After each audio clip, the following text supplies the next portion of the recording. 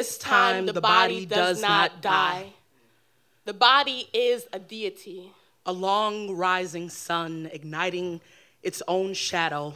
The body is mine, not the state's, not the laws, not the prison's. It isn't shattered, broken, or bent. There is no dirt, no shovels, no gravel. The body stands up from its chalked outline. Dusts itself off. Dances. Or sings. Or flies. This time my body lives. Does not die. And the concrete worships my unbloodied footprints. And the flowers sing me praise. There is no epitaph written in a white man's dead language. The only holes I have are the ones meant to recycle my breath. I do not thirst like a desert. Do not flee. I do not decay.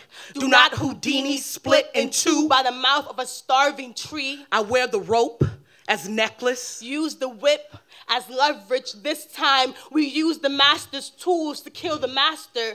This time the balcony does not morph into a cliff and beckon me like a pregnant eulogy. I am a whole sky. I Messiah. I God's right hand. I tell white wind to hell. I lead white into hell. I hallelujah in flame. Burn everything except my own cackle. Look how my jubilee be eternal. Look how my protest be homage. Look how my blood be slick honey tree, be oasis during genocide, be renaming itself freedom, sitting at the head of the table, making master bow in grace. Look how afraid death is of me.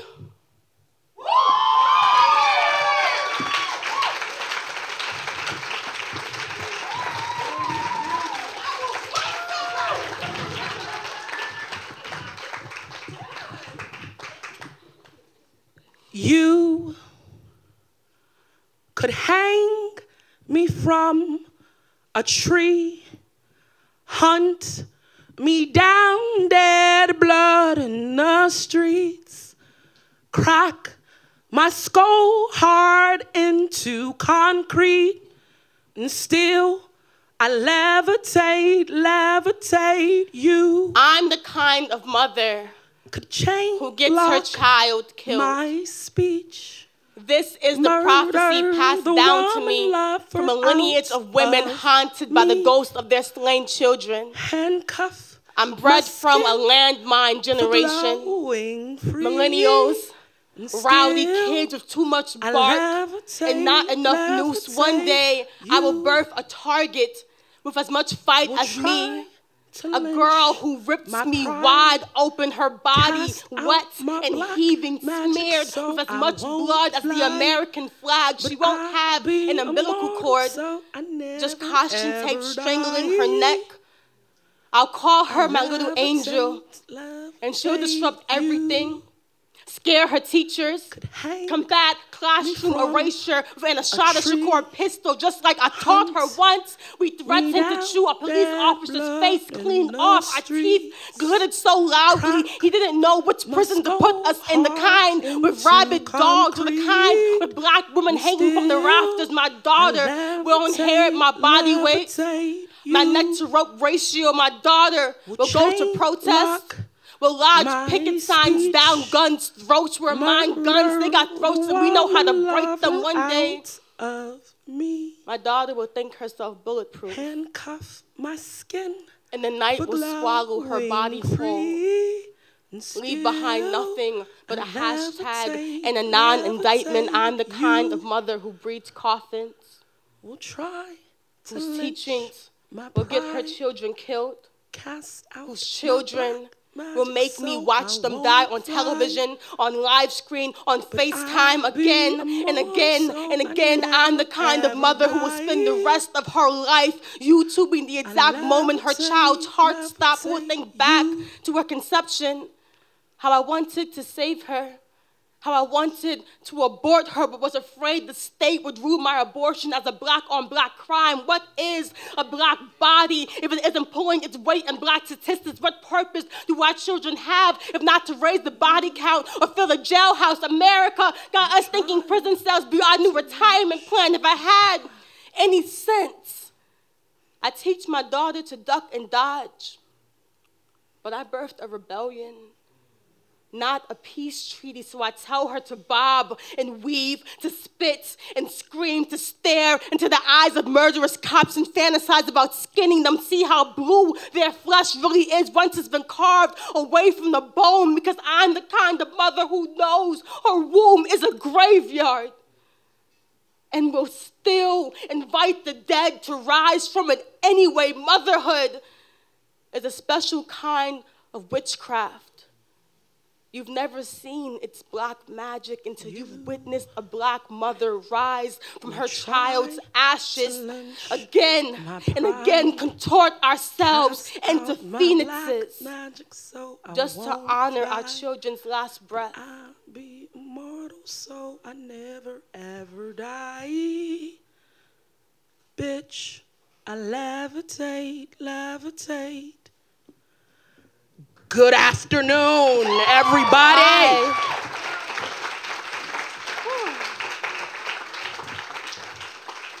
Hi. So my name is Porsha Olayiwola. My name is Crystal Valentine.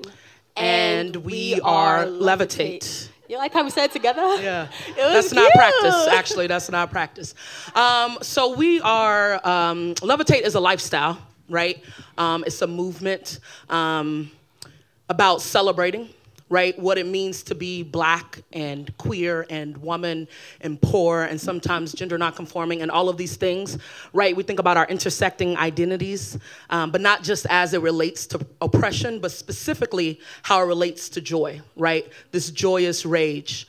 It's a tool, actually, and it's like, it's one thing to have the state, you know, trying to kill us, to have white supremacy trying to kill us, to have white people trying to kill us all the time, right? It's another thing to have, like, your own identities trying to, like, battle you up, too. It's like, who do you fight, and how do you protect yourself and from everybody else who's trying to kill you? So, Levitate kind of came out of that. So we're going to do a couple more poems. Is that cool? Yeah. Wow, that was great. Thank y'all.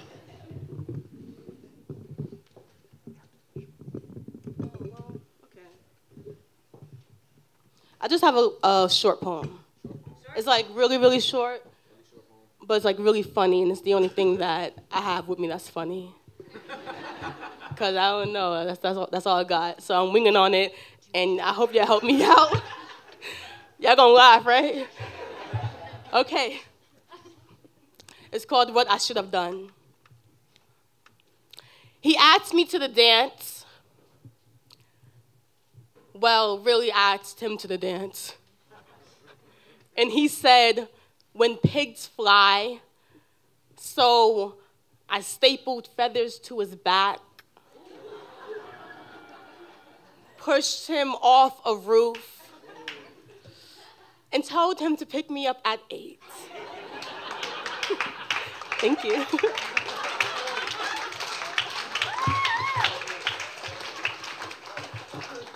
So, a dyke walks into a bar, and the bartender asks if she wants to liquor. A dyke walks around in the world, and the joke is on her. A dyke comes out the closet, and all the mouths cackle. All the hands pick up stones. All the mothers bury their daughters. A dyke does nothing, holds up the wall at a gay club, and all the femmes still ask this hoe's name. All the straight women lean in. All the lips part singing. A dyke prays in a temple, and the sanctuary sprouts eyes, and the walls grow teeth. A dyke cracks into a smile on a TV sitcom and does not outlive the season finale. A dyke finds solace in another dyke's arms, and just kidding, the joke is still on her. A dyke stumbles into a white queer party and no one sees her. No one can unblend the nighttime from the nigger. A dyke drinks a beer at a gay club and a gay man grabs her ass, reminds her that what is hers is not. A dyke brings a date to the family reunion and they both get hung from the family tree. A dyke waits for the bus and never makes it home. A dyke grinds on the dance floor and bullets bring her knees to a buckle and she fall out dead with laughter.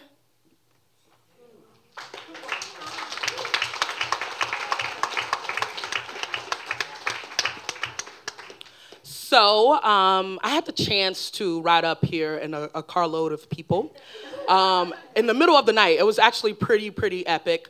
And I'm not gonna put nobody out there, but the playlist was Disney songs.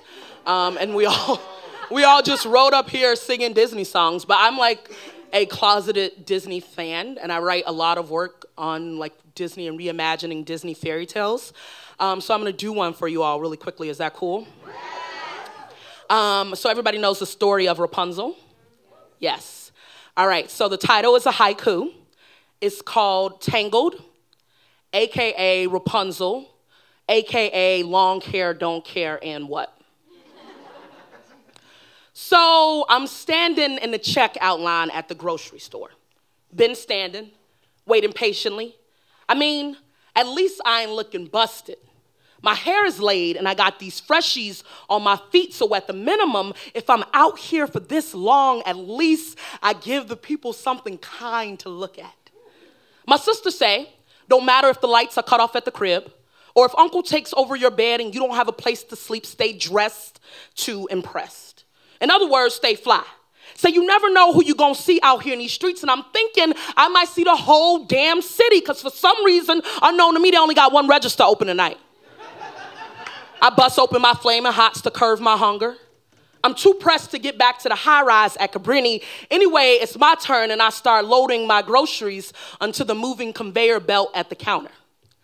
I see the cashier scanning, all frantic and shit, and then he takes the time to look up at me, you know, like I'm a person or whatever. He says, wow, I really love your hair. It's beautiful. And I think about time, because I knew I was looking like a bag of money. About time someone noticed all this fine. About time I get ready to say thank you. This freckle-faced redhead says, if you don't mind me asking, is it yours? Is it weave? Can I touch it? And then this pumpkin-looking motherfucker is no longer touching my groceries, but he's got his paled, crusty sword fingers in my hair, and I don't say anything, which is crazy because I'm known to cut a bitch quick for just looking at me too long in the projects, but here, I feel stiff, like a brick high-rise building or a redwood coffin, like the black dress they buried my mother in, like my brother. And all I could think about is death. I mean, I could feel his fingers in my hair, but I think I'm dead. And I wonder if I ever belong to me anyway. I wonder if I'm just a beautiful thing meant for the world to make theirs. I think about how I gave myself something kind to look at in this ugly world. Now he gonna go and touch it and make it his too. I think I must not belong to me. I'm his too. He touched the whole world and it's his too. I wish I was kin to Medusa right now. Wish my hair would grow heads and bite his fingers bloody and he would jerk back his hands. I wish my hair could morph into switchblades, machetes, or knives. I wish each strand was a rope so I could hang each of his fingers to death, levitate his hands from my scalp. Don't he know my scalp is holy ground? My hair is black magic. I think I put a spell on you, white boy. I scream to no one as I hand him the money.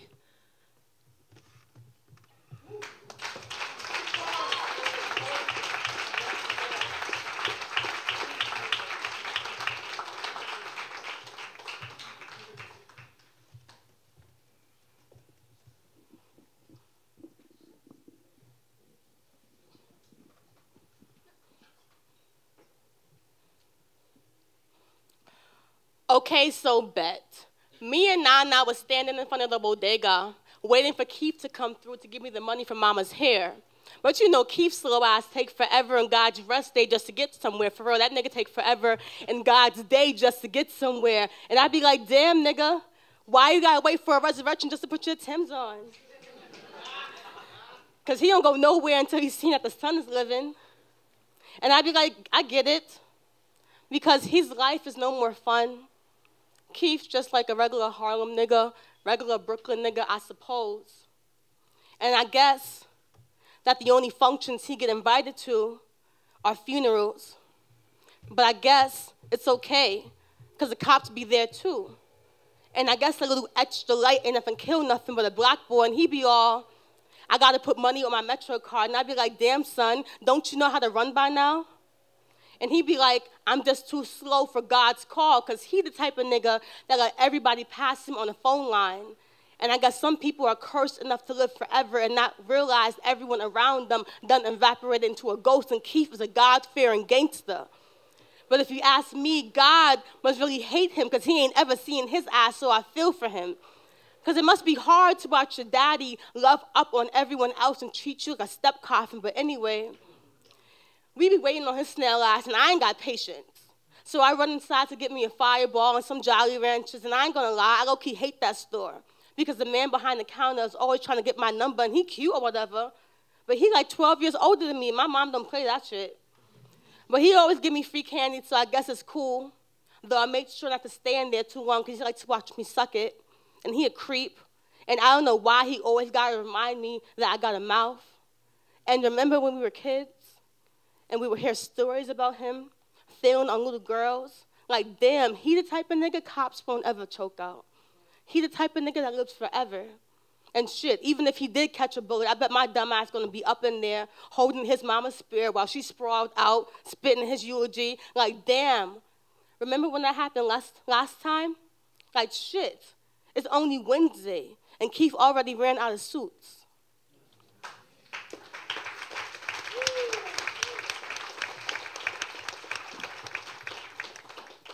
So, this is gonna be the last poem.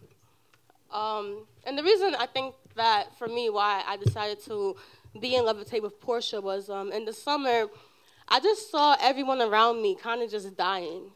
And they were, you know, they looked like me. They were black like me. And I would look at them. I'd be like, wow, we have the same eyes. Or, wow, we have the same nose. Or, wow, look at their mom. Like, their mom smiles the way my mom smiles. And that's, like, the stuff that you really notice. And I was just, like, always surprised that I would wake up today. So I'd be like, wow, I'm here today. And isn't that, like, a miracle? And, like, is it a miracle? Yes. Like, I can't live my life surprised at my own waking. That's no way to live for anyone. And I feel like I know people who don't have to live like that. And, like, that's a certain kind of privilege I'll never have. So, I think we decided that joy was not a luxury. It's just a necessity. So that's why we call Levitate. And this is our last poem, and I hope y'all enjoy.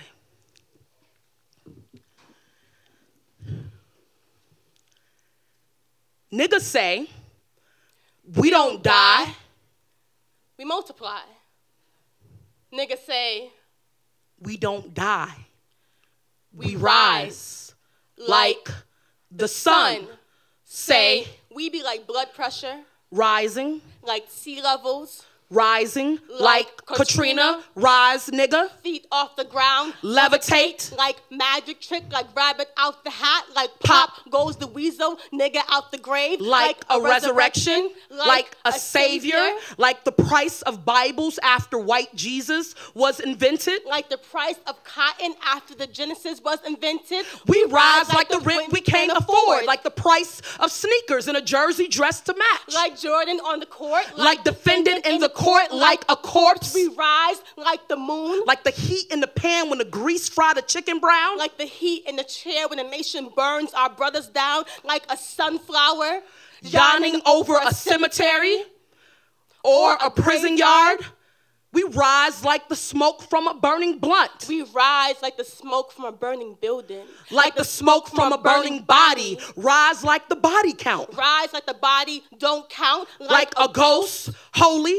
This be redemption. Every day we live be a litany, rising. Be pounding war drums, rising. Rise like we don't die. Even with your pistol in my mouth, niggas say we don't die. Even with your bullet in my back, niggas say we don't die. Even with your hands bringing our blood, niggas say we don't die. We don't die. We don't die. We don't